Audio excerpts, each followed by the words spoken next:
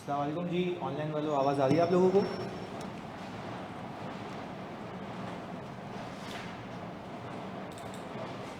वालेकुम सलाम। जानी तिलावत हो जाए। أعوذ بالله من الشيطان الرجيم بسم الله الرحمن الرحيم قل هو الله أحد الله الصمد لم يلد ولم يولد ولم يكن له كفوا أحد صدق الله बिस्मिल्लाहिर्रहमानिर्रहीम। अच्छा भाई, मैंने आप लोगों को ऑल टुगेदर कुछ लेक्चर्स दिए थे, तो वो आई होप आपने एक्सपर्ट के ख़त्म कर लिए होंगे, ऐसा ही है। और रह गए होंगे आपके आई थिंक रिलेटेड पार्टी के, ऐसा ही है। तो कोई ऐसा शख्स जो अच्छा बच्चा हो हमारा जिसने आरपी भी ख़त्म कर लिया हो? नहीं, आरपी रिलेटेड पार्टी अभी डिस्कस कर लेंगे, उसको कोई मसला नहीं है। पर पहले हम अपना आज का ऑब्जेक्टिव कंप्लीट करें एक सवाल करके, फिर करते हैं। चलें जी। हमने कहा भाई यहाँ आ जाते हैं। अच्छा, ये भी उस नौइयत का सवाल है कि आपको प्रोसीजर परफॉर्म करने के लिए लिख के दिया हुआ है कि ये करेंगे तो क्या इससे ये चीज़ वेरीफाई होगी या नहीं होगी। तो मैं यहाँ पे पहले स्क्रीन पे कॉपी कर दूँ आप लोगों के लिए। आई होप के विजिबल है, सही है। अच्छा भाई, मैं रीड कर लेता हूँ। What is the actual requirement. बिल्कुल अभी शुरू हुई है। रिक्वायरमेंट यह है जानी कि क्रिटिकली रिव्यू करना है आपने ऑडिट प्रोग्राम एंड सजेस्ट करनी है चेंजेस और additional audit procedures as may be necessary. वो कह रहा है भाई ये ऑडिट प्रोग्राम है, अच्छा हमने ये प्रोसीजर परफॉर्म करने हैं, ये चीज़ वेरीफाई करने के लिए। क्योंकि आप ऑडिट एक्सपर्ट हैं तो आप लोगों ने ये बताना है कि क्या ये काम करके ये चीज़ वेरीफाई होगी या नहीं होगी। पहले बताओ, रिक्वायरमेंट समझ आई कि ये काम करेंगे तो ये चीज़ वेरीफाई होगी। टेक्निकली वो असर्शन की बात कर रहा है कि इस प्रोसीजर को परफॉर्म करने के लिए क्या ये असर्शन वेरीफाई होती है या नहीं होती है। अगर if you have a clear idea of कि मैं क्या काम करूंगा तो क्या चीज़ वेरीफाई हो जाएगी तो ये सवाल हो पाएगा, अदरवाइज नहीं हो पाएगा। तो अब मैं रीड कर रहा हूं पहला। You are the audit manager in the firm of chartered accountants while reviewing the audit working paper you came across the following audit program on the property plant and equipment. चलो उसने ये आसान कर लिया कि उसने बता दिया कि ये सवाल कहाँ से आया है, प्रॉपर्टी प्लांट एंड इक्विपमेंट से। पहला, verify reconciliation of ledger balances with the fix asset register. तो आप देख के बताएं कि क्या ये कंप्लीटनेस के लिए प्रोसीजर सही है या नहीं है। लिखें जल्दी से, लिखना है जी और फिर बताना है मुझे।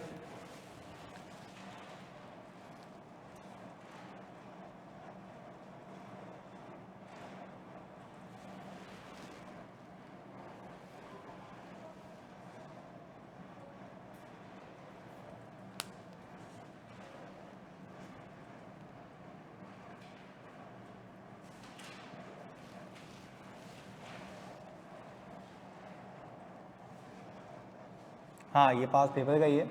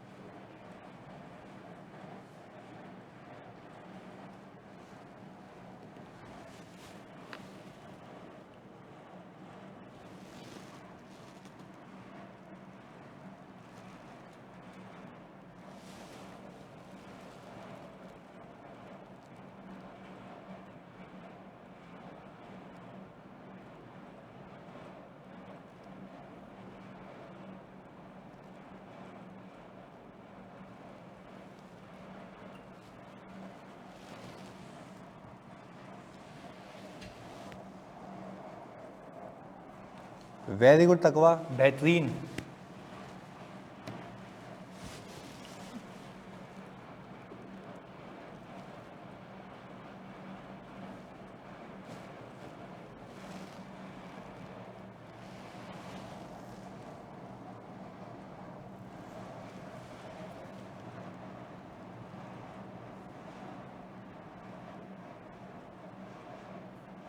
जैन गलत,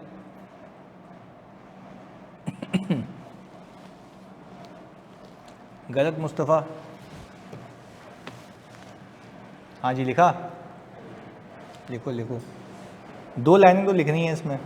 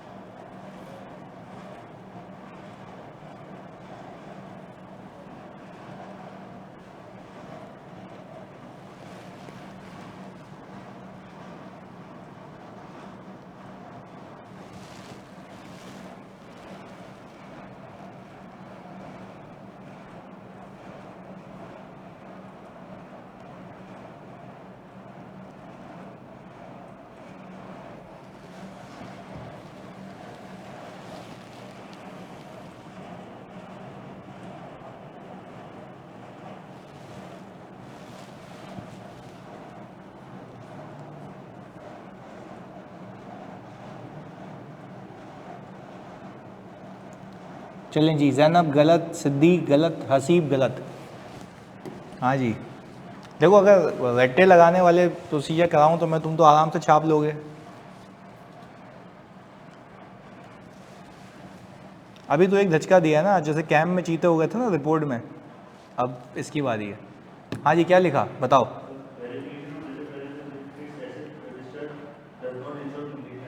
आपने कहा कि verification of ledger balances with fix asset register does not verify completeness. चलें जी, क्या लिखा, ऐसी क्या नहीं समझ आया बताओ।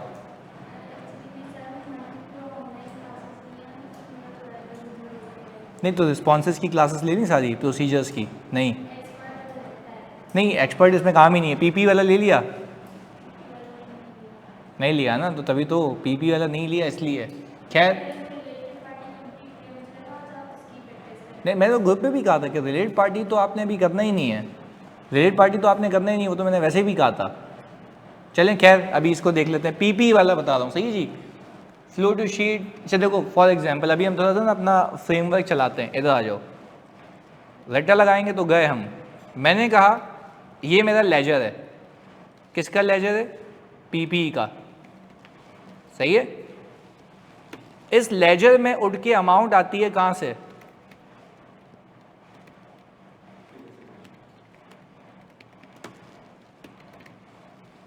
यहां तक समझ आई बात। चलें जी, अब बात समझ आएगी तो हम उसको आगे लेके चलते हैं आप लोगों के लिए।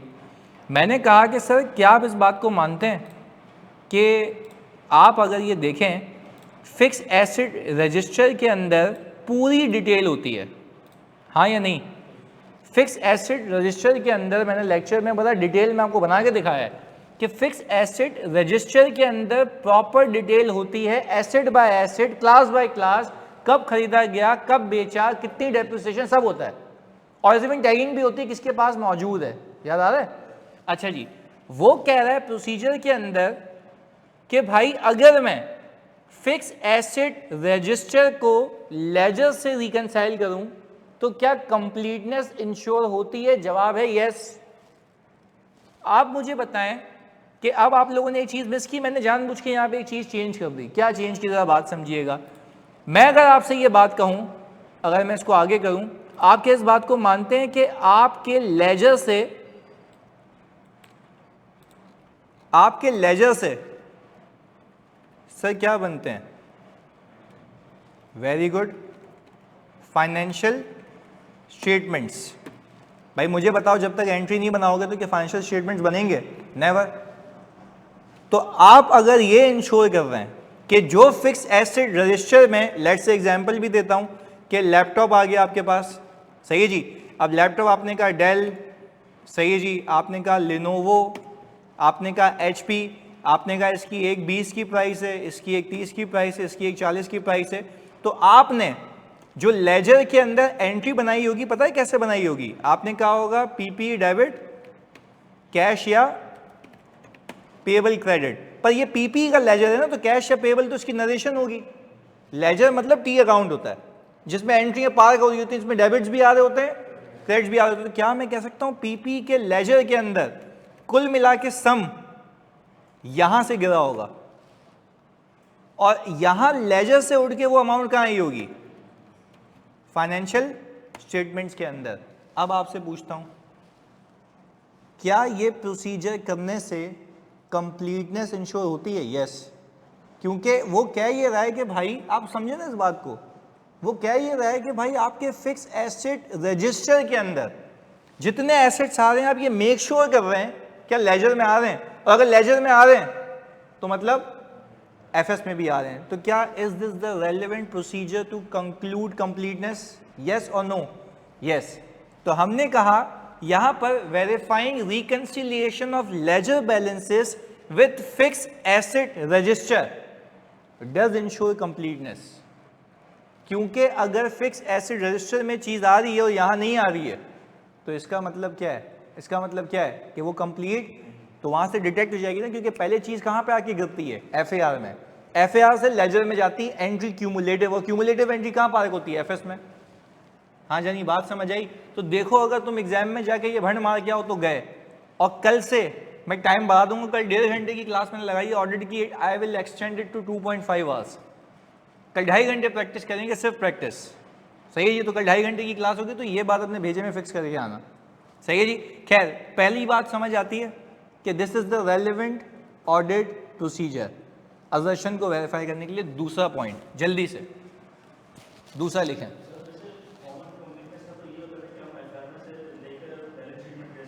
नहीं, किसने कहा? पहला पॉइंट देखो जाके, प्रोसीजर देख लो, बुक में लिखा हुआ है। ऑब्टेन नहीं, मैंने लिखवाया है। मैंने क्या लिखवाया है? Obtain fix asset register from the client, check mathematical accuracy and trace to the financial statements.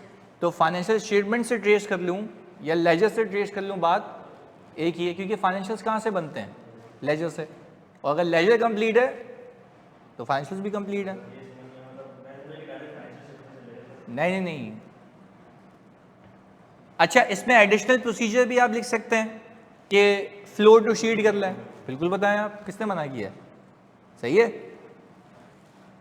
चलें जी। गुड। तकवा एंड उषा, आप दोनों ने सही बताया था। आप ये करें, मैं 1 मिनट में आ रहा हूँ। दूसरा पॉइंट ना लिख के बताएं।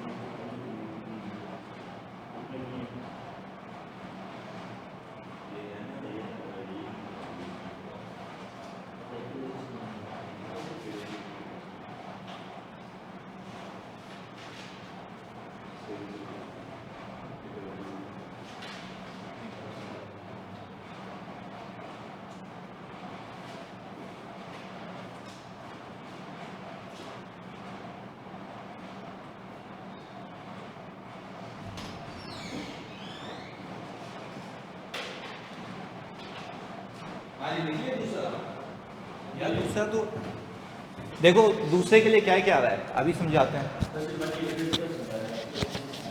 एक्यूरेसी का मतलब यह है कि आपकी अमाउंट बिल्कुल सही हो, अमाउंट वेरीफाई करना चाह रहे हैं आप, दिस इज एक्यूरेसी।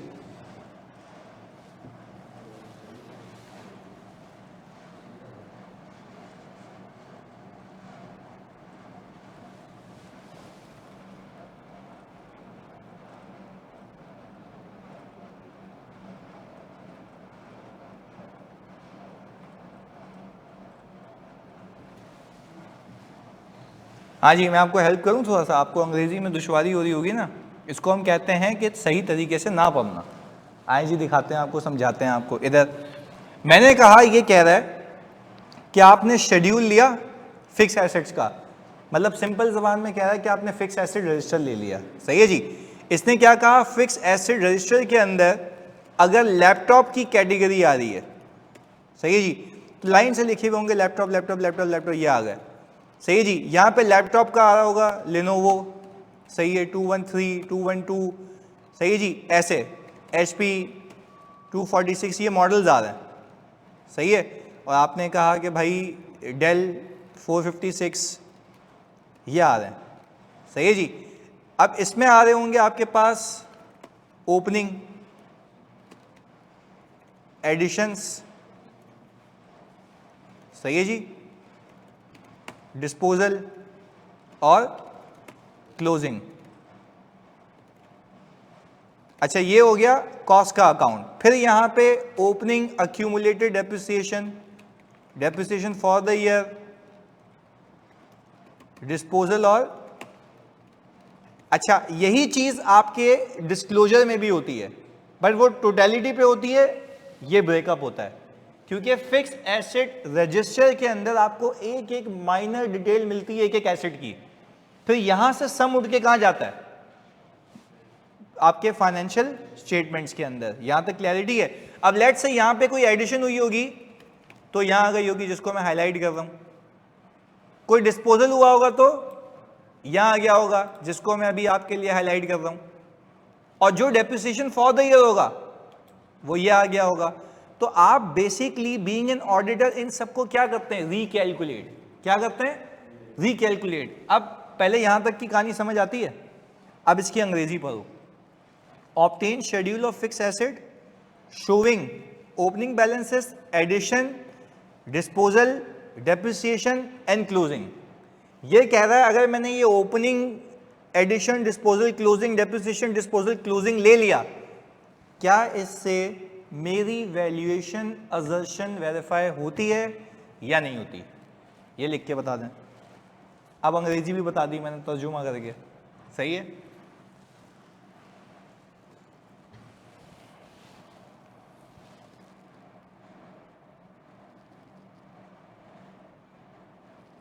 तकवा कह रही है सर जी होती है, ओके। मैं तो अभी कमेंट ही नहीं कर रहा, मैं तो कह रहा हूं आप मुझे बताएं। आप कहेंगे तो मैं जो है आसान वाले सवाल भी करा दूंगा आप लोगों को, आप बेवकूफ़ बनेंगे उसमें, बात सीधी सी है।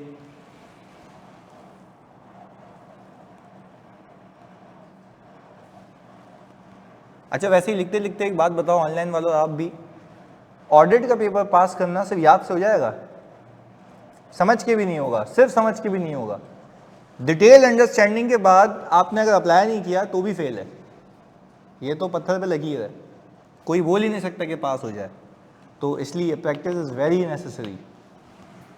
तभी ये खुद करवा रहा हूँ, चेक भी कर रहा हूँ, क्योंकि मुझे आप लोगों पे विश्वास है ना, आप लोग बहुत अच्छी प्रैक्टिस करते हैं।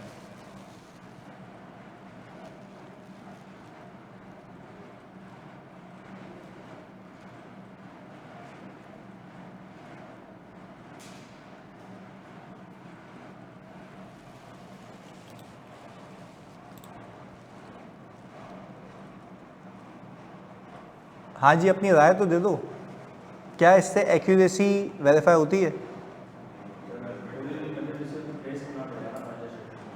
नहीं, फाइनेंशियल देखो, मैं सवाल का जवाब क्या, आप घुमाए नहीं, मैं आपसे पूछ रहा हूँ कि भाई रास्ता यहाँ पर है, बोले नहीं गली से घूम के जा सकते हैं, क्या है? मैं आपसे पूछ रहा हूँ कि भाई क्या ये सही है या नहीं है, जवाब तो इसका होना चाहिए। लग तो सही रहा है, लग तो सही रहा है। हाँ जी आप बताएं, सही है।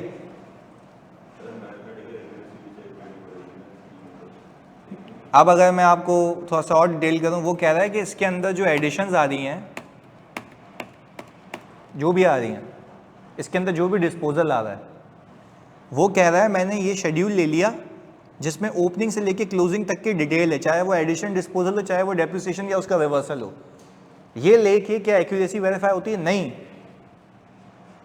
एक्यूरेसी तो भाई मेरे तब वेरीफाई होगी जब इसके अंदर की चीज़ों को वेरीफाई करोगे। वो देखो कैसे घुमा रहा है एग्जामिनर। एग्जामिनर कह रहा है तुमने सिर्फ शेड्यूल ले लिया, भाई तुम क्लाइंट के पास गए, तुमने बोला यार फिक्स एसेट रजिस्टर देना, उसने बोला ये ले। तो क्या इससे, सिर्फ ये लेने से क्या आपकी एक्यूरेसी वेरीफाई हुई, या सिर्फ ट्रांजैक्शन की डिटेल्स होंगी? इसमें इसके अंदर सिर्फ ट्रांजैक्शन की डिटेल्स होंगी। ऑडिट करना मतलब सबूत इकट्ठा करना। आप लोगों ने तो सबूत इकट्ठा ही नहीं किया। सबूत इकट्ठा करने के लिए आपने इसमें से सैंपल सेलेक्ट करना है, उसको सपोर्टिंग डॉक्यूमेंट से चेक करना है। याद करो, एडिशन डिस्पोजल के सपोर्टिंग डॉक्यूमेंट्स देखने, डेप्रिसिएशन को रिकैलकुलेट करना, दिस इज द एक्यूरेसी। ऐसे वेरीफाई होती है।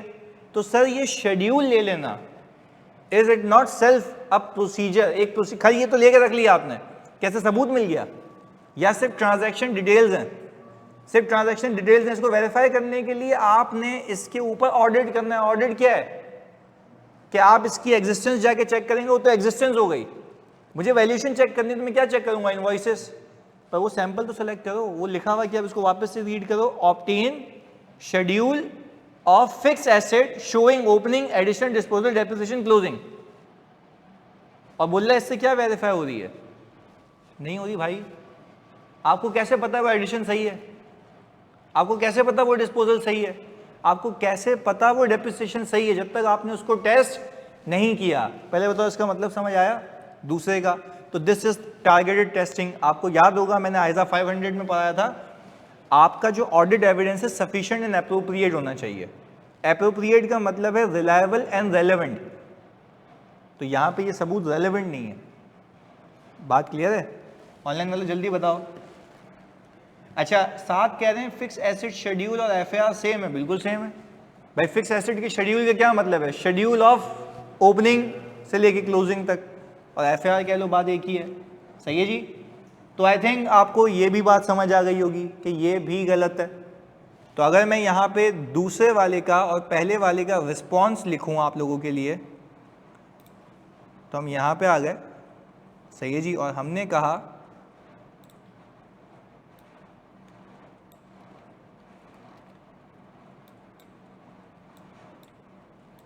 ये देख लें भाई, this procedure provide evidence of completeness, audit procedure relevant to related transaction, बिल्कुल सही था। और this procedure provide evidence of transactions and not of accuracy. Simple आपने बता दिया, एक्यूरेसी नहीं बता, सिर्फ ट्रांजैक्शंस दिखा रहा है। आगे तीसरा,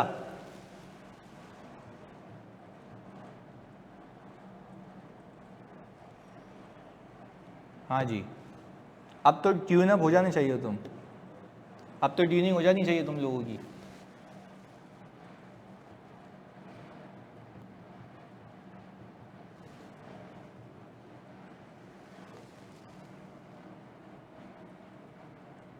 उसके बाद सिंपल है ना ये, इसलिए तो मैंने नहीं चेक किया। सिंपल है ये। इसमें ये लिखना है कि रेलेवेंट है या नहीं है।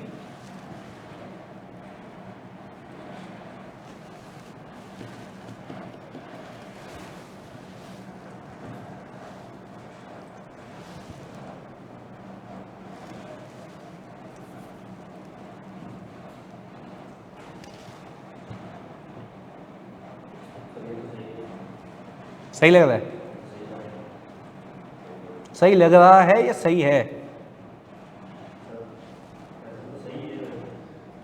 हाँ जी, सही है गलत है? आपने तो लेक्चर नहीं लिया हो ना, इसलिए। चलो जी, वो कह रहा है कि भाई अगर मैं जो एडिशंस हैं, सही है जी, जो कैपिटल वर्क इन प्रोग्रेस पे एडिशंस हुई हैं, मैं उसको इसकी इनवॉइसेस से मैच कर लूँ, तो क्या मेरी वैल्यू वेरीफाई हो जाएगी? हाँ, अगर इस साल लेट से 5 मिलियन की कैपिटल वर्क इन CWIP की एडिशन है, तो वो 5 मिलियन मुझे फिक्स एसेट रजिस्टर से दिख गई, तो देखना itself is not a procedure, वो तो ट्रांजैक्शन है। पर मैंने क्या किया, उसकी सैंपल इनवॉइसेस सेलेक्ट की और इस इनवॉइसेस से देख रहा हूँ क्या ये वैल्यूएशन या एक्यूरेसी को टेस्ट करता है, हाँ या नहीं, या डेफिनेटली करता है। तो दैट मीन्स कि this is the relevant procedure for verifying accuracy. क्योंकि अब देखो टारगेट टेस्टिंग है कि आपने जिस मकसद के लिए उठाया वो सही हो रहा है। तो यानी सर हम ये कह रहे हैं कि ये procedure provide evidence of accuracy, सही है। आगे चौथे पे आ जाएं।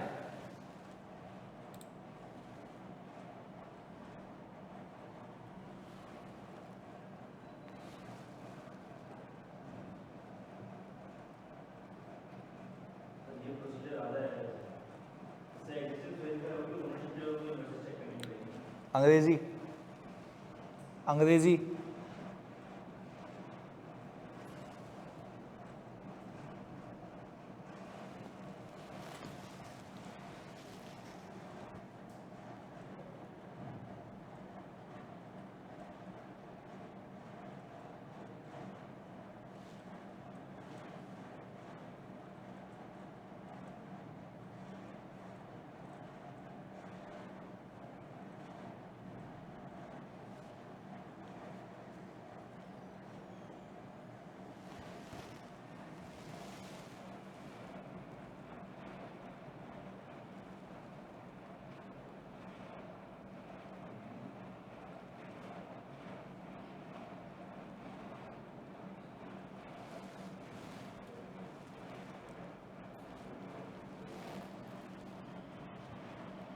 Very good Usman.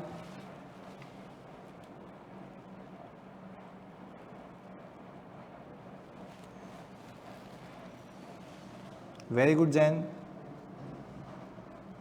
Very good तहा। लिखने का तरीका तुम्हारा तहा सही है, उस्मान तुम्हारा सही है।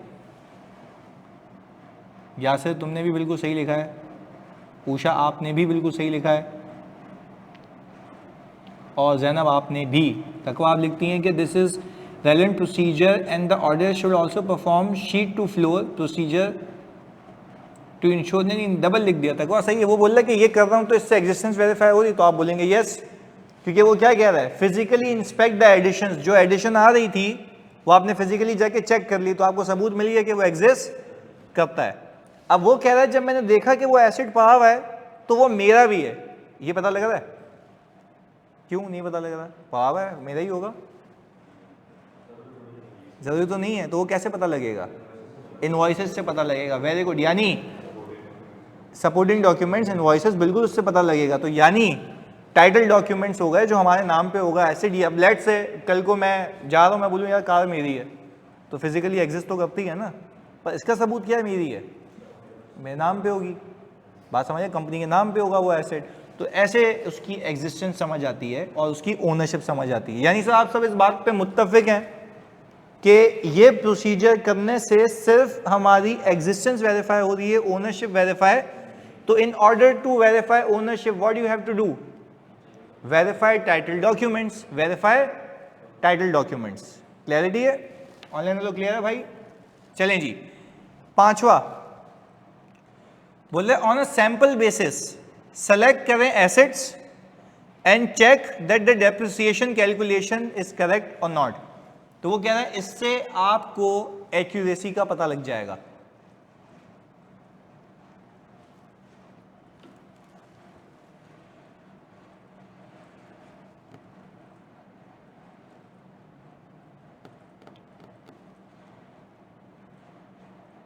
भाई आपके पास 50,000 एसेट्स हैं, आपने, अब आपको पता है 50,000 एसेट्स के ऊपर डेप्रिसिएशन अलग अलग आपको दिख रहा होगा, कहाँ पे, फिक्स एसेट रजिस्टर के अंदर। वो कह रहा है कि आपने एसेट उठाए, उस पर डेप्रिसिएशन को रीकैलकुलेट किया, तो क्या इससे एक्यूरेसी वेरीफाई होती है या नहीं होती? हाँ जी, ये तो सिंपल है यार। हाँ जी, एक्यूरेसी का मतलब है अमाउंट सही है या नहीं है। क्या इस हरकत को करने से, इस प्रोसीजर को करने से ये वेरीफाई होता है? तकवा कह रही हैं कि sir this is the relevant procedure. आप क्या कह रही हैं? रेलेवेंट है। हाँ नहीं, मे भी नहीं, या तो है या तो नहीं है ना। मैं कह रहा हूँ कि भाई को कैंसर है या तो मरेगा या बचेगा। दोनों में से कोई एक होगा ना।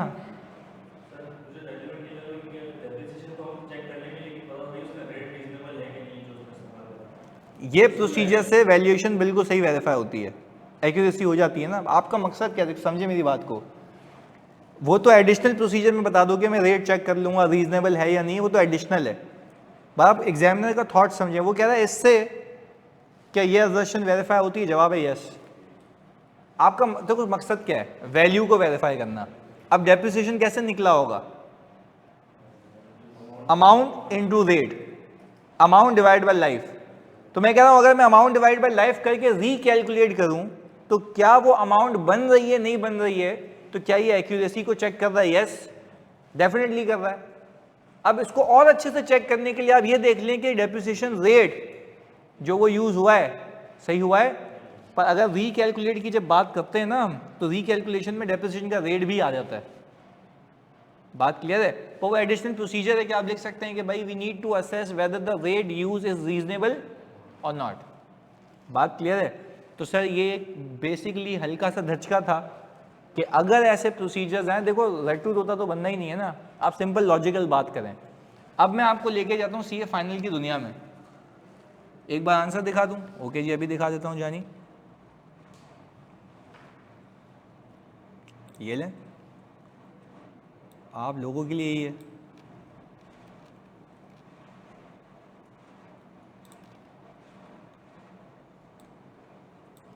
सही है। This procedure provide evidence of accuracy, this procedure provide existence but not ownership, और this provides evidence of accuracy. वो खाली इतना पूछ रहा था यार कि बताओ इससे ये होगा या नहीं होगा, खत्म हो गई बात।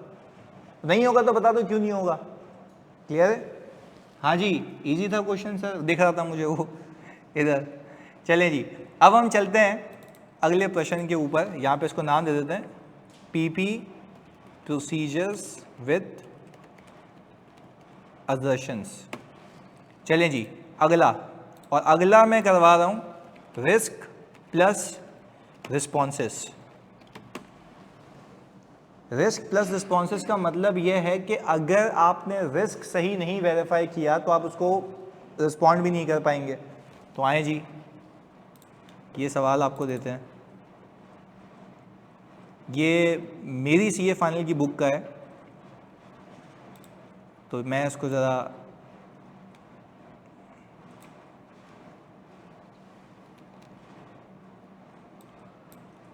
विजिबल है।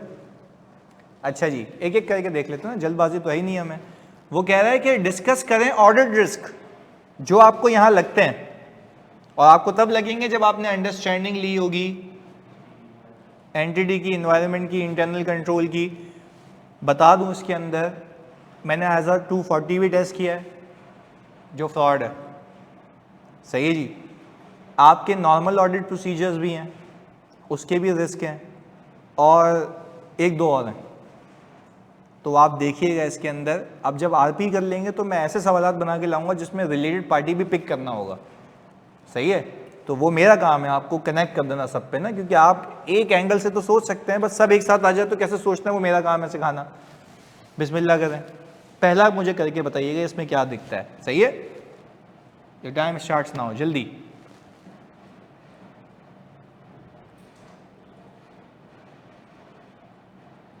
अच्छा, तुम लोगों को एक बार इंटरप्ट कर रहा हूं, इसमें रिपोर्टिंग रिक्वायरमेंट मैंने नहीं मांगी। सही है। पर जिससे पूछूंगा वो बताएगा। अगर मैं पहली लाइन रीड करूं, पहली 2019 तक, कहां तक, 2019 तक, मैं अगर 2019 तक रीड करूं तो मेरी रिपोर्टिंग इंप्लीकेशन क्या होती है, रिपोर्ट पे क्या इंपैक्ट आता है, मैं जिससे पूछूंगा वो बताएगा। आप सोच लें। ऑनलाइन करो, तुम बता सकते हो।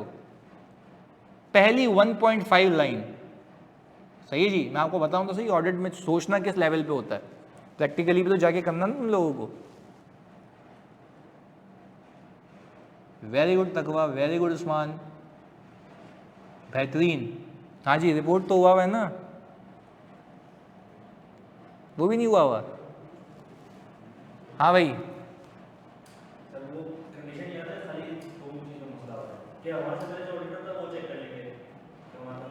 उज़ैफा चर्सी क्या कह रही है, क्या हो गया, दिमाग खराब हो गया है?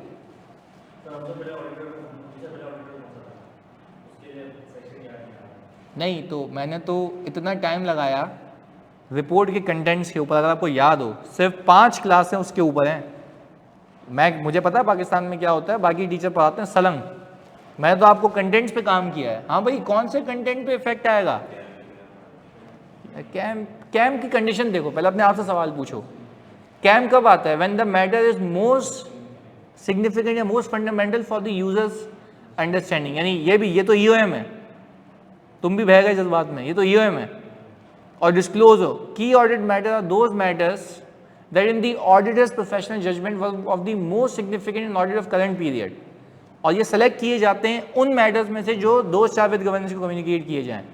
पहली लाइन में तो मैंने सिर्फ ये लिखा है कि हम पहली बार अपॉइंट हुए हैं, तो अदर मैटर आता है। अदर मैटर पैराग्राफ में आप बताते हैं कि प्रायर ईयर ऑडिटर कोई और था, इस साल में जाओ तो बुक में देख लो, लिखा हुआ है। सही है, खुदा के वास्ते यार बी अवेयर। सवाल मिला के दे दो तो क्या करोगे?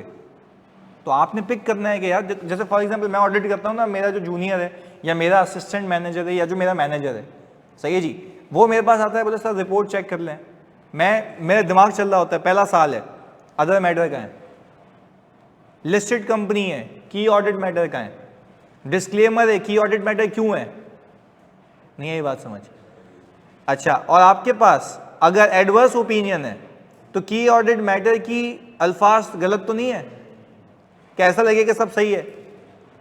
तो ये तो पैरामीटर्स है ना, ये तो दिमाग में होने चाहिए कि ये वो तो ये नहीं हो सकता, ये वो तो ये नहीं हो सकता। एक आपकी एक्सेप्शनल लिटिगेशन है, ईओएम का है, बात समझ आ रही है? तो आपने 2 सेट ऑफ फाइनेंशियल स्टेटमेंट्स पे रिपोर्ट दी है, अदर मैटर का है, बताओ ये भी मैंने ऑडिट किया है, वो भी मैंने ऑडिट किया, ताकि कंफ्यूजन नहीं रहे। तो भाई खुदा के वास्ते यार सोच के देख के चलें जी। तो अब मुझे एक बात बताएं, हर कदम फूक रखना बिल्कुल ऐसा ही है, चलें जी, फूकना सही जगह पे। इधर मैंने कहा BIL is a listed company, चलो ये सुन के क्या लगता है क्या आएगा? तो ये चीजें हैं जो आपने पिक करनी है। मैं तो तुम्हें सोचने का तरीका डेवलप कर रहा हूं यार। आगे, N has 3 production plants, plant A and plant B industrial chemical, various plant C is used in manufacturing of various cosmetic and skin care products. ये तो इंफॉर्मेशन हो गई कंपनी की इंफॉर्मेशन कि स्किन केयर बनाता है और इंडस्ट्रियल केमिकल्स बनाता है। पहला point, Gufran is the CEO and holds directly and indirectly majority of the shareholdings in the BIL. There are 7 other directors on the board who meet 4 times in a year to approve the quarterly financial statement and endorse the decision taken by the Gufran during the quarter. Up to you. क्या risk इसमें है? इस पहली paragraph के अंदर आप पहले पूरा लिखेंगे, ऑनलाइन वालों आप भी पूरा लिखेंगे और फिर बताएंगे जल्दी।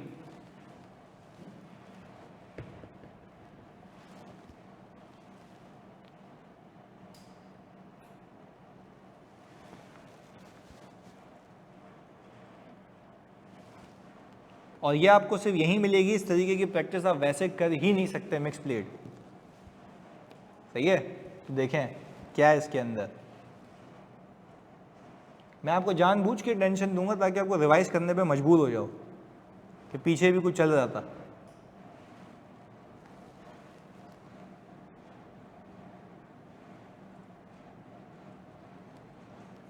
पिक सही किया तकवा, बट आगे आपने कंक्लूड कर दिया। You can not conclude.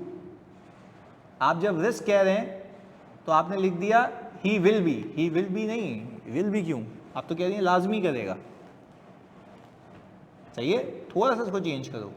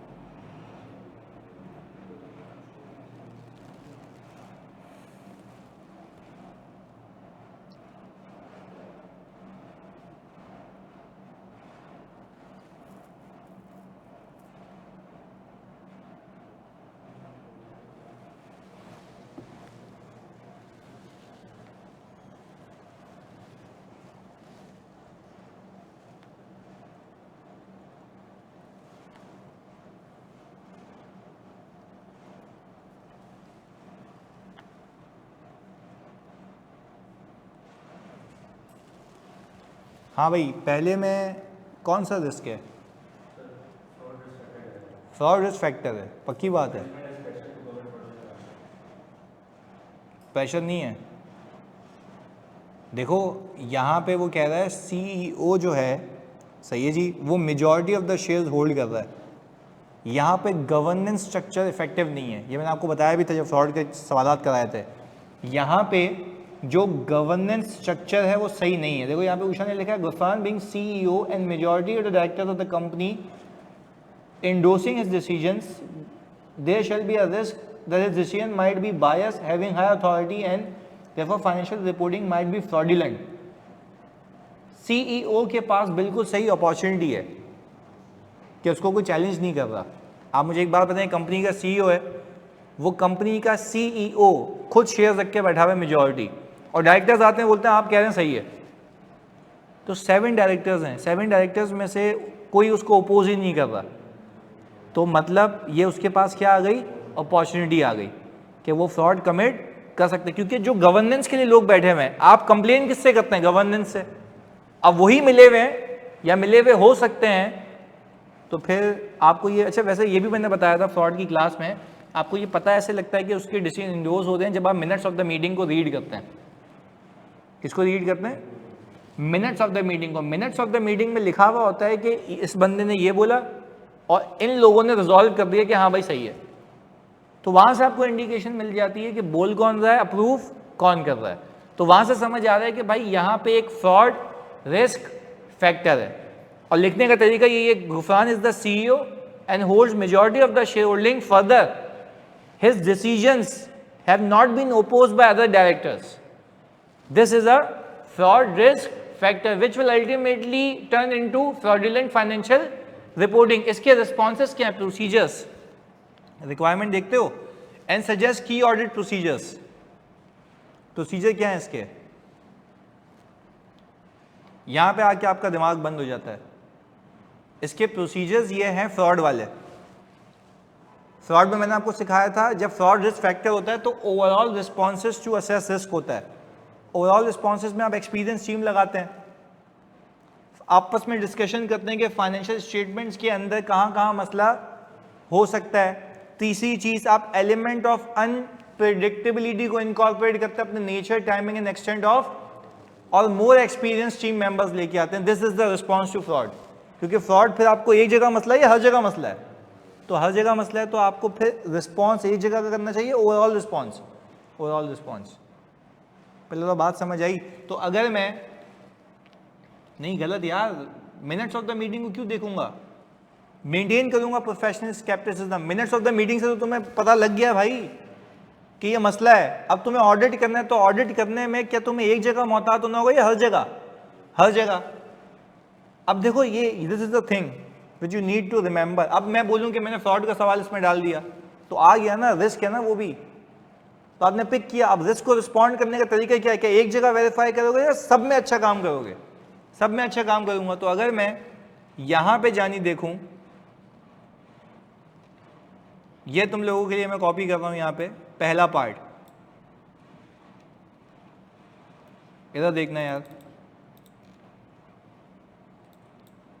देखो क्या लिखा हुआ, Gufran being the majority share holder and taking all the decisions while which are later on endorsed by the board of directors indicate the board may be overly influenced by Gufran.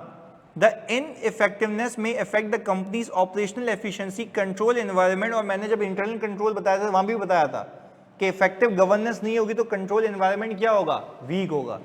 आगे, exposure towards legal and regulatory risk.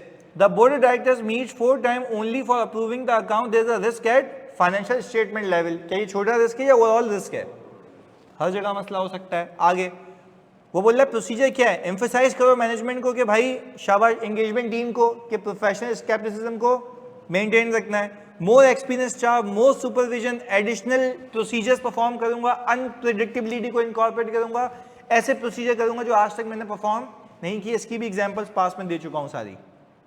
पहले तो बात समझ आई। अच्छा ये सीधा सीधा बताऊँ, आपके फ्रॉड का एक हिस्सा था ये, मैंने एक एडजस्टमेंट में पूरा फ्रॉड टेस्ट कर लिया कि आपको फ्रॉड रिस्क फैक्टर पिक करना था और उस पर रिस्पॉन्स बताना था। तो मैं यहाँ पे स्पेसिफिक रिस्पॉन्स क्यों नहीं लिख रहा? जवाब इस बात का दो। यानी मैं ये क्यों नहीं कह रहा सेल्स में ये कर लूंगा, रिसीवेबल में ये कर लूंगा, ये क्यों नहीं कह रहा मैं। वेरी गुड, आप कह रहे हैं कि किसी एक जगह का तो मसला है ही नहीं। अब आप जो भी करेंगे वो हर जगह पे सारे काम करेंगे, ये वाले हर जगह स्केप्टिकल रहेंगे, मेंबर एक्सपीरियंस भेजेंगे, रिव्यू ज़्यादा करेंगे, तो ये होता है ओवरऑल रिस्क, एफएस लेवल का रिस्क है, तो उस पर रिस्पॉन्स भी ओवरऑल होगा। बात क्लियर है। तो अब आप कहेंगे कि सर ये तो यहाँ पे मिक्स होके आ गया, भाई बिल्कुल आ गया। चलें अब मैं आपसे एक और चीज़ पूछता हूँ, ये डिस्कशन के लिए, ताकि आपकी आंखें खुलें, या तमीज़ से सही हो जाएं, याद करें चीज़ें। अब फ्रॉड के अंदर क्या याद करने की चीज़ है, फ्रॉड रिस्क फैक्टर्स, और फ्रॉड के अंदर ये याद करने की चीज़ है कि overall responses to assess risk क्या है, sceptical, more supervision, more experience staff, element of unpredictability, nature, timing and extent of audit procedure. खत्म हो गई यार कहानी। याद करो, जहां मिले चिपकाओ, आंसर हो गया तुम्हारा। और प्रैक्टिकली भी यही होता है ना कि मुझे फ्रॉड लगेगा तो मैं क्या छोटे बच्चे लेके जाऊंगा, एक्सपीरियंस क्लियर है। अच्छा भाई आगे, अब मैं आपसे पूछता हूं पॉइंट नंबर 2।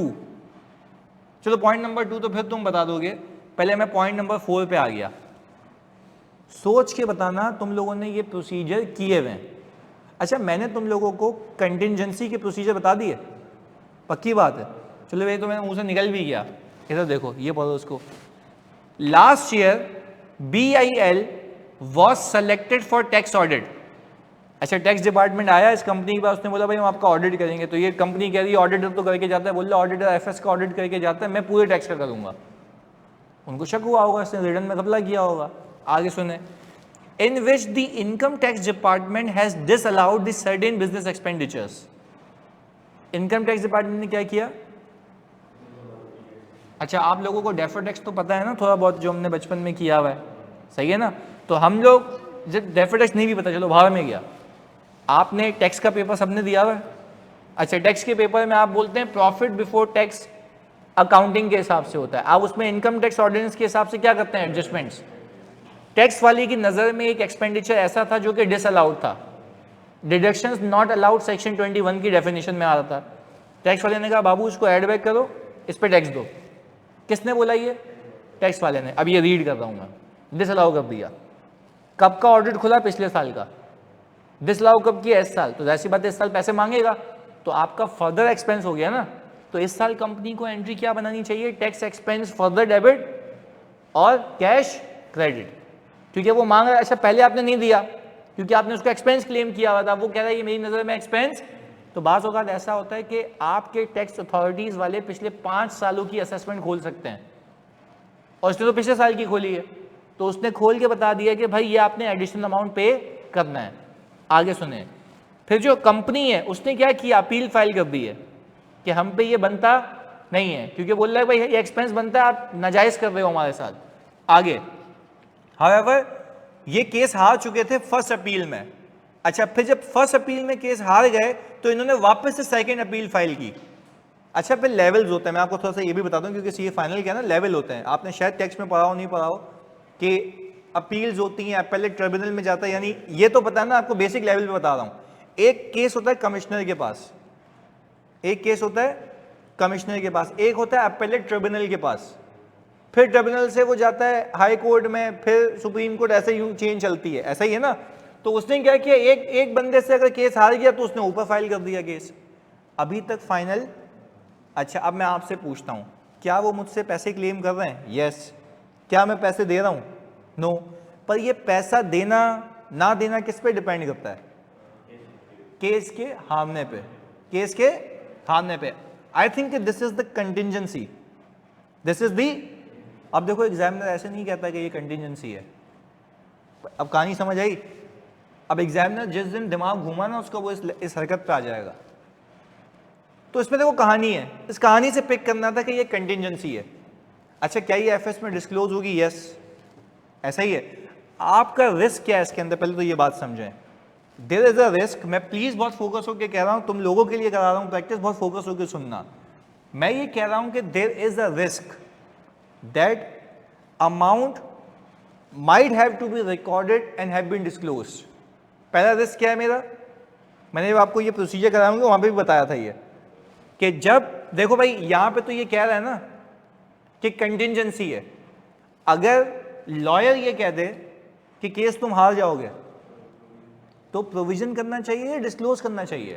प्रोविजन करना चाहिए, क्योंकि मेरे हारने के चांसेस प्रोबेबल हैं। पर अगेन आप अभी रिस्क असेसमेंट कर रहे हो, तो आपका पहला रिस्क क्या है कि ऐसा तो नहीं है कि डिस्क्लोज हुआ हुआ, होना क्या चाहिए? रिकॉर्ड। होना क्या चाहिए? रिकॉर्ड। ये आपका रिस्क है, क्योंकि देखो वो क्या कह रहा है, अपील फाइल की हुई है। देखो अपील फाइल करना एक अलग बात है, पर प्रूडेंट कॉन्सेप्ट के हिसाब से, प्रूडेंस के हिसाब से, एक चीज एक्सपेंस है तो फौरन बुक करो, ऐसा है। तो मुझे आप एक बात बताएं। अच्छा देखो उन्होंने यहाँ पे लिखा भी है, मैं रीड कर रहा हूँ। Though the application has not been finalized, but still the liability is contingent. Thus, there is a risk that contingent liability might not be accounted for or disclosed appropriately, or if disclosed, the amount might be not correct. बिल्कुल सही लिखा है यार, very good drafting. इन्होंने कहा कि although हमने case file किया हुआ है, ऑल्दो हमने केस फाइल किया हुआ है, बट ये भी तो रिस्क है ना, हो सकता है कि उसको रिकॉर्ड होना होता, और चलो हो सकता है कि कंटिंजेंसी डिस्क्लोज होनी होती, पर वो डिस्क्लोजर का अमाउंट गलत हो। नहीं है ये बात समझ आ गई ना? हो सकता है डिस्क्लोजर का अमाउंट, टैक्स अथॉरिटीज मांग रही हो 50 मिलियन, ये डिस्क्लोज करके बैठाओ 25 मिलियन, तो ये भी तो मिस स्टेटमेंट है। अच्छा, मिस स्टेटमेंट की डेफिनेशन में फॉल करता ही है कि डिस्क्लोजर का गलत देना? करता है, पक्की बात है। ऑनलाइन वाला जल्दी बताओ, करता ही है भाई? बहुत डिटेलिंग की है, खुदा के बंदो, बहुत डिटेलिंग की है, ऐसा है। वेरी गुड यार, बिल्कुल फॉल करता है। तो मुझे एक बात बताओ, पहले रिस्क पैरामीटर समझ आ गया, अब इस पे प्रोसीजर क्या करेंगे? याद नहीं है तुम लोगों को? याद नहीं है? वेरी गुड, लॉयर को कंफर्मेशन भेजोगे, बिल्कुल सही बोला। लॉयर को क्या भेजेंगे? अच्छा अब बात समझिएगा, जब लॉयर को, अच्छा अब देखो ताहा सिद्दीकी कह रहे हैं लिस्ट ऑफ केसेस, यहां पे तुम गलत हो गए। रीजन, यहां पे मैं पूरी कंटीजेंसीज को वेरीफाई नहीं कर रहा, सिर्फ इसको कर रहा हूं। नहीं है ये बात समझ? मैं आपको ये कह रहा हूं कि सारी कंटीजेंसीज को वेरीफाई करो, या मैं कह रहा हूं उसको वेरीफाई करो, इसको वेरीफाई करो।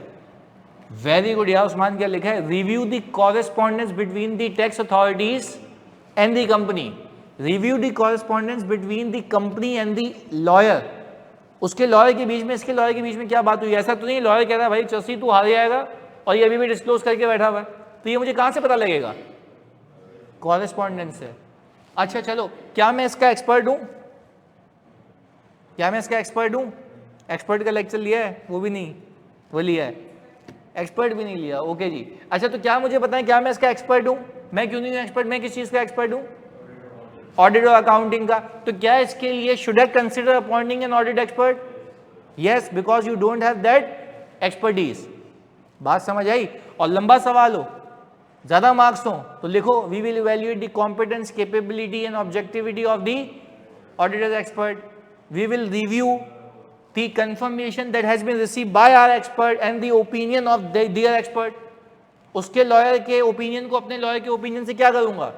और यूजुअली ऐसा अलग होता नहीं है, अलग तब होता है जब वो टोपी ड्रामे कर रहे हो सामने वाले, क्योंकि आप भी उससे भारी लॉयर लेके आते हो। बात समझ आई? और जल्दी बताओ, क्लियर है? इंटेग्रिटी और मैनेजमेंट में भी डाउट होगा, and therefore further risk factors may be present but not identified. इसमें तो नहीं है ना यासिर? सही जी, आप तो बोल रहे हो चरित्र पे दाग लगा दिया आपने उसके, सही है। खैर अब मुझे एक बात बताएं, अगर मैं ये वाला हिसाब किताब देखूं, प्लीज इधर देखना यार खुदा के वास्ते, टैक्स लायबिलिटीज देखो इसने क्या लिखा हुआ है। There is a risk of material misstatement due to high level of judgement required to assess the outcome of. अच्छा अब इसने देखो सादा खुशबू लिखा हुआ है, इसने सादा खुशबू लिखा हुआ है ना, कि इसमें जजमेंट रिक्वायर्ड है, जिसकी वजह से यहाँ पे रिस्क है। क्यों? क्योंकि हमें आउटकम इसका पता। ये बात वही कर गया जो हम कह रहे हैं, हमने सीधी सीधी जबान में लिखा। हमने कहा कि भाई एक चीज को हो सकता है रिकॉर्ड होना हो, क्योंकि आउटकम नहीं पता, क्योंकि आउटकम, ये आउटकम वाली बात कर रहा है। तो आपने पैरामीटर को जज करना है कि आप लिख क्या रहे हैं, लिखना सही है, तरीकाकार कुछ भी हो। तो इसकी और हमारी ड्राफ्टिंग में फर्क इतना है, इसका कहने का अंदाज अलग है। वो क्या कह रहा है, रीड करते हैं। There is a risk of material misstatement. क्यों? क्योंकि हाई लेवल ऑफ जजमेंट है कि इसका आउटकम मुझे पता। अब देखो आउटकम में दोनों कवर हो गए ना। आउटकम अगर मेरे अगेंस्ट होता तो रिकॉर्ड हो जाना चाहिए, आउटकम अगर मेरे समवॉट फेवर में लगता है तो डिस्क्लोज होना चाहिए। दोनों बातें कर रहा है, हमने उसको सीधा सीधा लिख के दे दिया। बात क्लियर है? प्रोसीजर में मैं तुम सबसे पूछ रहा हूं, वेरी गुड ताहा। अगर इसमें रिपोर्टिंग की रिक्वायरमेंट होती तो की ऑडिट मैटर आता, यस, पर शर्त है कि आपने इसको दो शाविद गवर्नेंस को कम्युनिकेट किया हो और इसने आपका मोस्ट सिग्निफिकेंट टाइम लिया हो, ऐसा ही है। चलें जी, खैर आगे सुनिएगा। Sending confirmation to company's tax adviser and obtain his opinion about the allowability of such disallowances. क्या ये प्रोसीजर सही है? इससे क्या पता लगेगा? एक्यूरेसी। क्या पता लगेगा? एक्यूरेसी, क्योंकि हमें वो बता देगा कि हाँ भाई उसने जो डिसअलाउ किया है गलत किया है। अच्छा, इसका कंपनी का लॉयर ही कह दे, कंपनी का टैक्स एडवाइजर कह दे कि जानी टैक्स वाले ने सही किया हुआ है, इन पे पेनल्टी आ जाएगी, फिर अगेन वापस से कह रहा हूं कि भाई अगर इसका लॉयर ही कह दे, किसका? कंपनी का लॉयर कह दे या टैक्स एडवाइजर कह दे कि भाई टैक्स वाले ने सही एडबैक किया है, इन लोगों ने भंड मारा हुआ था, तो फिर प्रोविजन रिकॉर्ड होना चाहिए। पक्की बात है। किस बिना पे कह रहे हो? क्योंकि एडवाइजर कह रहा है ना, आप तो कहानी खत्म हो गई, यहाँ पर कहानी खत्म हो गई। अच्छा, अब नहीं करता वो रिकॉर्ड तो क्या है ये? Miss statement. Very good. फिर हम देखेंगे मटेरियल है या इमटेरियल, परवेजिव है, व्हाट्सएवर, फिर रिपोर्ट तक की चौरंगी निकल जाती है। बात समझ आई? तो this is how we think in audit.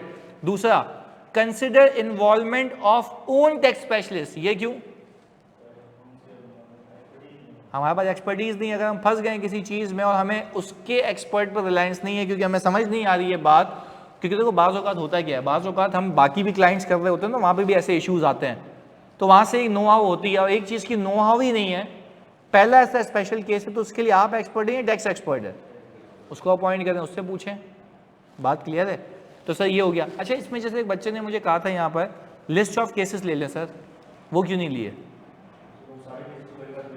यहाँ पे सारे केसेस की पंचायत नहीं है, वो कह रहा है जो रिस्क है उसका रिस्पॉन्स बताओ। बात क्लियर है? अच्छा भाई, इसके बाद हमने कहा इवेल्युएट द नेचर ऑफ, ये गेम समझना है इसका, वो कह रहा है आप इवेल्युएट करें नेचर ऑफ डिसअलाउंसेस। हाँ भाई, क्या कह रहा है? इवेल्युएट करें nature of disallowances and compare with the company's historical track record. यानी ऐसा तो नहीं है, ये बहुत इंपॉर्टेंट प्रोसीजर है, बात को याद रखना। क्या बेहतरीन प्रोसीजर, देखो प्रैक्टिकली हम कर भी रहे होते हैं। सुनना, वो कह ये रहा है कि जो आज उसने डिसअलाउ किया, ऐसा तो नहीं है कि पिछले सालों में भी ये भंड मारा हुआ उन लोगों ने, तो इवन दो टैक्स वालों ने नहीं पकड़ा अब तक, आप बोलोगे बेटा शाबाश इसको प्रोवाइड करो, क्योंकि आपका रिस्क हाई हो जाता है। अगेन मैं इस बात को समझाता हूं भाई। एक एक्सपेंस है, लेट्स से एंटरटेनमेंट एक्सपेंस। कुछ एंटरटेनमेंट एक्सपेंसेस ऐसे होते हैं जो टैक्स वाला बोलता है मैं नहीं अलाउ करूंगा, क्यों? क्योंकि आपके बिजनेस पर्पस के लिए होने चाहिए। याद आ रही है बात? ओके, आपने देखा कि एंटरटेनमेंट एक्सपेंस पिछले से पिछले साल भी आ रहे हैं, उसके पिछले साल भी आ रहे हैं, और वो कंपनी ने क्लेम किए हुए हैं। आपको क्या लगता है उसका टैक्स ऑडिट नहीं खुलेगा? खुलेगा। क्या आपको एरर पता लग गया है? यस, पता लग गया है। तो क्या वो इस साल सही होना चाहिए? यस, होना चाहिए। तो भाई आपको कैसे पता लगेगा? जब आपने हिस्ट्री चेक की। अब इसको रीड करो, evaluate the nature of disallowance, कि वो किस तरीके का एक्सपेंस डिसअलाउ किया था, और कंपेयर करो किससे, कि इस तरीके के केसेस पहले तो नहीं हुए हुए। अगर पहले हुए हुए इस तरीके के केसेस और ये केस हार चुके, तो बोलो भाई प्रोविजन कर ले, क्यों मत्थामारी कर रहा है यार। बात क्लियर है? आगे, evaluate the adequacy of accounting disclosure. अब बोल रहा है जब आपको सबूत वबूत मिल गए, अब आप इवेल्युएट कर लें कि वाकई इसको अकाउंट फॉर होना चाहिए था। पर अकाउंट फॉर और डिस्क्लोज होने का गेम तुम्हें कौन बताएगा? एक्सपर्ट। जब तुम कॉरेस्पॉन्डेंस चेक करोगे सारी चीजें, इसमें कॉरेस्पॉन्डेंस की बात नहीं लिखी हुई है, तो आप लिखेंगे। क्लियरिटी है? Outcome of internal precedents cases, बिल्कुल ऐसा ही है। हाँ जी, पहले बताओ गेम समझ आई कि रिस्क और रिस्पॉन्स कैसे मिलके आ सकता है। मैंने फ्रॉड भी डाल दिया, कंटिजेंसीज भी आ गया, ये आप लोगों ने बता दिया तो मजा आ जाएगा। Considering the decline in demand of products, मैं यहां बोल के रुक जाऊं तो क्या रिस्क दिखता है आपको? देखो अब इतना आपको मैंने प्रैक्टिस कराई है, इस पर निराश नहीं करना मेरे को। Decline in demand of products, decline in demand of products, decline in demand of products, कितना एम्फेसाइज कर रहा हूं उस पर यार।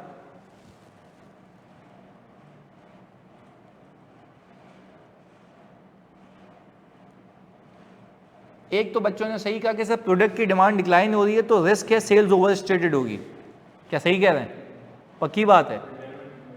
Impairment of inventory, very good, impairment of PPE भी कैसे पता है इम्पेयरमेंट? भाई डिमांड करेगी तो फ्यूचर कैश फ्लोस, जब फ्यूचर कैश फ्लोस कम हो जाएंगे तो वैल्यू यूज भी, तो आपकी इम्पेयरमेंट भी आ सकती है। इस चीज से 3 रिस्क निकलते हैं, रेवेन्यू, पीपी, इन्वेंट्री। इन्वेंट्री कैसे रिस्क है? बिकेगी नहीं तो ऑब्सोलीट हो जाएगी, तो there is a risk of overstatement of inventory, as inventory might not be carried at lower of cost. और चले यहां तक पकड़ लिया हमने, वेरी गुड यार। इसको चेक कैसे करोगे? अब इसको चेक पूरा करना या सिर्फ वैल्यूएशन? वेरी गुड यार, टारगेटेड चलते हैं, टारगेटेड चलते हैं। आपको रिस्क किसका? एग्जिस्टेंस का, वैल्यूएशन का? वेरीफाई करो भाई, ऑडिट में तो पूरा वेरीफाई करेंगे, बट टारगेटेड वैल्यूएशन है। अब आप मुझे सब बताएं, वेरी गुड। वैल्यूएशन के लिए कोई एक एक प्रोसीजर यहां पे फेंक दो मेरे सामने, जल्दी बताओ एक एक करके। वैल्यूएशन का प्रोसीजर मुझे कुछ याद आ रहा है कि सब्सिक्वेंटली कुछ चेक करूंगा, सब्सिक्वेंटली कुछ चेक करूंगा। सब्सिक्वेंट कितने पे बिका? सब्सिक्वेंट कितने पे? क्योंकि एक चीज जो कैरी हुई है 40 पे, बाद में 35 की बिक रही है, तो मतलब वो इम्पेयर्ड है, इम्पेयरमेंट बुक कराओ। ऐसा ही है सब्सिक्वेंट सेल्स, वेरी गुड। दूसरा बताओ, दूसरा बताओ। उषा ने बता दिया एजिंग रिपोर्ट। कौन सी रिपोर्ट? एजिंग रिपोर्ट में क्या होता है? कौन सी इन्वेंट्री कितनी, वेरी गुड यार, तो कौन सी इन्वेंट्री कितनी पुरानी हो चुकी है वो आपको कहां से पता लगेगा? एजिंग रिपोर्ट से। If you have the inventory of 2-3 years back, तो आप तो बोलेंगे इसको तो कटाओ भाई, अब तक नहीं बिकी तो अब क्या बिकेगी? ये रिस्क आ गया था ना आपके पास। तीसरा प्रोसीजर भी है वैल्यूएशन का, वेरी गुड, बता दिया बच्चों ने, बता दिया। क्या है वो? जाके देख लो उसकी हालत क्या है इन्वेंट्री की। अब ये बेटा तुम तब लिख पाओगे जब तुम्हें प्रोसीजर्स याद होंगे। एंड इट्स अब मैं तुम्हें बताता हूं तुम्हें याद कैसे करना है। दोस्त से चलते हुए डिस्कस करें, जानिए वैल्यूएशन के लिए क्या करेंगे। 2-3 बताए, याद हो गए। मैं आज भी, मुझे तो एम्बेडेड है ना, मैं तो अभी आज EFU लाइव से मीटिंग करके आया, जनरल से मीटिंग करके आया, मैं तो धजिया उड़ा के बैठा हूँ, इंटरनल कंट्रोल की ये सारी चीज़ें। आज भी मैं जब क्लास में आता हूँ तो मैं चीज़ें रिकॉल करता हुआ आता हूँ कि यार सही है, मुझे याद होनी चाहिए। और मैं जब बच्चों को बता रहा होता हूँ फर्म के अंदर, मेरे मैनेजर्स को बता रहा होता हूँ फर्म के अंदर, तब भी उनको बता दो कि बताता हूँ ये देखो ये कर लेना, ये कर लेना। जब तक याद नहीं करोगे तब तक तो काम ही नहीं चलेगा भाई। मुझे तभी दैनिक याद हो, मुझे रिस्क पिक हो जाता है। प्रैक्टिकली बैठा हूँ, मुझे मसला पिक हो गया। अब एक क्लाइंट है मेरा XYZ, उसने एक बिजनेस कॉम्बिनेशन एक्वायर किया। क्या एक्वायर किया?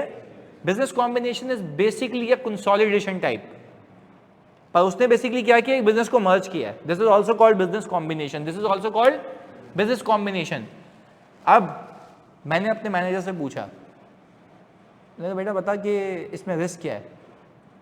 तो सर रिस्क तो कुछ भी नहीं है, एसेट आ गया, पैसे चले गए, खत्म। मैंने कहा मेरी बात सुनो, जब किसी कंपनी को खरीदते हो ना, उसकी वैल्यूएशन होती है। उसने उसको कॉस्ट पे रिकॉर्ड किया हुआ, बेवकूफ़। उसको किस पे लेके जाना है? फेयर वैल्यू पे। क्योंकि आप जब एसेट्स को फेयर वैल्यू पे लेके जाते हैं और कैश देते हैं तो आपको गुडविल निकालनी होती है।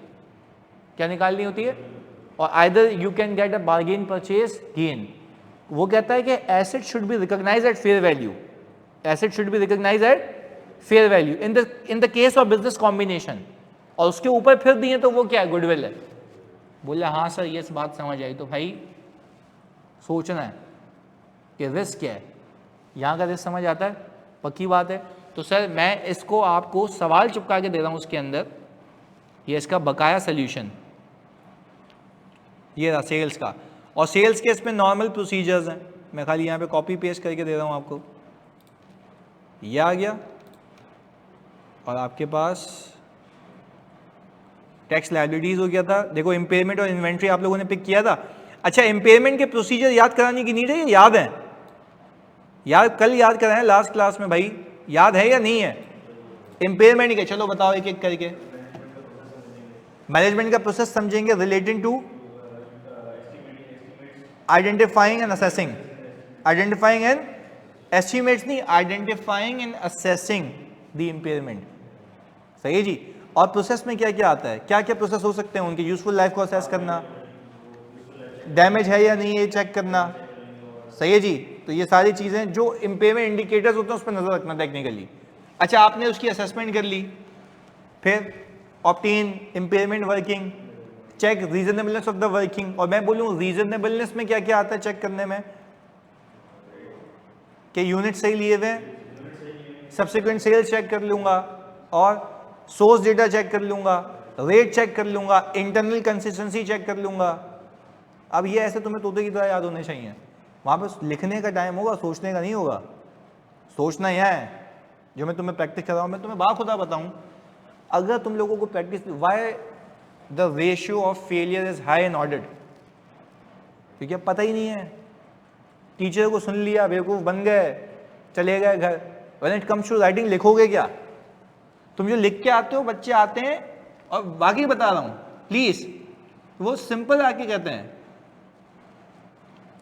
Very use. अच्छा इधर अब मुझे एक बात बताओ, जब बच्चे आके कहते हैं ना कि सर मैंने 100% पेपर किया, 4 अटेम्प्ट्स, तो अब बैठे में रिफ्रेशर में बोल रहे हैं कि सर समझ आ रही है फेल क्यों हुए थे।